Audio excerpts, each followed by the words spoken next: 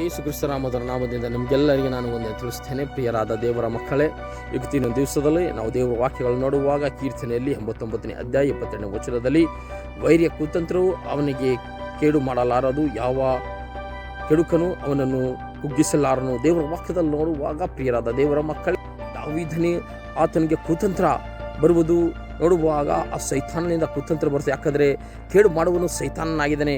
ಯಾವ ಈ ಲೋಕದಲ್ಲಿ ಮನುಷ್ಯನು ಕೇಡು ಮಾಡೋದಿಲ್ಲ ಅಂತ ನೋಡ್ತೇವೆ ಪ್ರಿಯರಾದ ದೇವರ ಮಕ್ಕಳು. ಯಾಕಂದರೆ ಆ ಒಂದು ದಾವೀದನಿಗೆ ಅನೇಕ ಯುದ್ಧಗಳಾಯಿತು, ಅಲ್ಲಿ ಎಲ್ಲದರಲ್ಲಿ ಆತನು ಜಯ ಹೊಂದಿದ ನೋಡ್ತೇವೆ.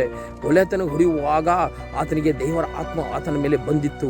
ಆವಾಗ ಗೊಲಿಯತ ಅಲ್ಲಿ ಸೋಲ್ಪಟ್ಟನು ನೋಡ್ತೇವೆ. ಪ್ರಿಯರಾದವರೇ, ಇವತ್ತಿನ ಒಂದು ದಿವಸದಲ್ಲಿ ದೇವರು ನಮ್ಮ ಜೊತೆ ಇರುವಾಗ, ದೇವರು ನಮ್ಮ ಸಂಗಡ ಇರುವಾಗ, ದೇವರು ನಮ್ಮ ಜೊತೆ ನಡೆಯುವಾಗ ನಮಗೆ ಯಾವ ಸಮಸ್ಯೆಗಳು, ಯಾವ ದುಃಖಗಳು, ಯಾವ ಕೇಡುಗಳು ನಮಗೆ ಸಂಭವಿಸುವುದಿಲ್ಲ. ಈ ಲೋಕದಲ್ಲಿ ನಮಗೆ ಯಾವ ಮನುಷ್ಯನು ಶತ್ರು ಇರುವುದಿಲ್ಲ ಪ್ರಿಯರೇ. ನಮ್ಮ ಶತ್ರುವು ಸೈತಾನನಾಗಿದ್ದಾನೆ. ಆ ಮನುಷ್ಯನ ಮುಖಾಂತರ ಆ ಸೈತಾನನು ಅಲ್ಲಿ ಕಾರ್ಯ ಮಾಡುವನಾಗಿದ್ದಾನೆ ನೋಡ್ತೇವೆ. ಯಾವಾಗ ನಿಮ್ಮ ಜೊತೆ ದೇವರು ಇರ್ತಾನೋ, ನಿಮ್ಮ ಜೊತೆ ಯೇಸು ಇರ್ತಾನೋ, ನಿಮ್ಮ ಜೊತೆ ಪವಿತ್ರಾತ್ಮನ ಇರ್ತಾನೋ, ಅಲ್ಲಿ ನಮಗೆ ಯಾವ ಸಮಸ್ಯೆ ಬರುವುದಿಲ್ಲ. ಯಾವ ಕಷ್ಟ ಬರಲಿ, ಯಾವುದೇ ಸಮಸ್ಯೆ ಬರಲಿ, ಯಾವುದೇ ದುಃಖಗಳು ಬರಲಿ, ಹೌದು, ಅದು ಯೇಸುವು ಅದು ದೂರ ಮಾಡುವನಾಗಿದ್ದಾನೆ ನೋಡ್ತೇವೆ. ನೀವು ಭಯದಲ್ಲಿ ಭಕ್ತಿಯಲ್ಲಿ ದೇವರ ಜೊತೆ ಇರುವಾಗ ಸದಾ ನಿಮ್ಮ ಜೊತೆ ಇದ್ದು ನಿಮ್ಮನ್ನು ಎಲ್ಲ ಕೆಡೆಯಿಂದ ತಪ್ಪಿಸುವನಾಗಿದೆ. ಆ ಥರ ದಾವೀದನನ್ನು ಎಲ್ಲ ಯುದ್ಧದಲ್ಲಿ ಜಯ ಕೊಟ್ಟಿದ್ದನು. ಅದೇ ಪ್ರಕಾರ ನಿಮ್ಮ ಜೀವಿತದಲ್ಲಿ ದೇವರು ಜಯವನ್ನು ಕೊಟ್ಟು ನಿಮ್ಮನ್ನು ಅದ್ಭುತವಾಗಿ ನಡೆಸುವನಾಗಿದ್ದಾನೆ ಅಂತ ನೋಡ್ತೇವೆ.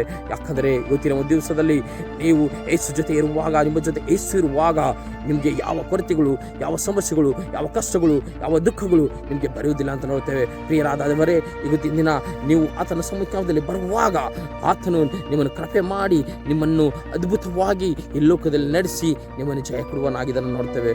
ದೇವರಾದ ಮಕ್ಕಳೇ, ಇವತ್ತಿನ ಒಂದು ಕೇಡಿನಿಂದ ನಮ್ಮನ್ನು ದೇವರು ಆ ಥರ ತಪ್ಪಿಸ್ತಾನಂತೆ ನಾವು ನೋಡುವಿದ್ದೇವೆ.